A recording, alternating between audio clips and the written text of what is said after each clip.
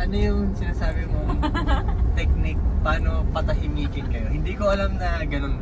Well, actually, ngayon ko lang naman din siya na-realize. O, pag marami na kayong sinasabi, pag hindi kayo. Medyo na-realize ko na yung mga galaw ni Daddy. Ano? Kasi, di ba, matagal na kami masyado nag-uusap, kwentuhan. And then, maya magdadrop siya ng, alam niyo, hindi niyo nagawa. Bigla siyang maggaganon. So, na-realize ko na technique niya pala yun. Na magpapaalala siya ng something na hindi namin nagawa or something na akala niya hindi namin nagawa. Yeah. Tama yan, Tapos, pag hindi namin nagawa, syempre makokonsensya kami. Mag-end up na tatahimik kami. That's all. Peace na yung world.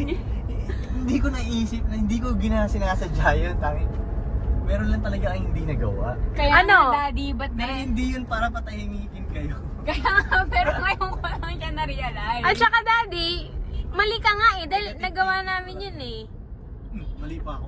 Hindi, akala mo kasi hindi namin nagawa ang mga bagay-bagay, pero dala naman namin ang lahat. Pero actually, minsan din naman, totoo guys, may mga hindi talaga kami nagagawa. At ganun talaga yung scenario, tatahimik talaga kami. Yeah.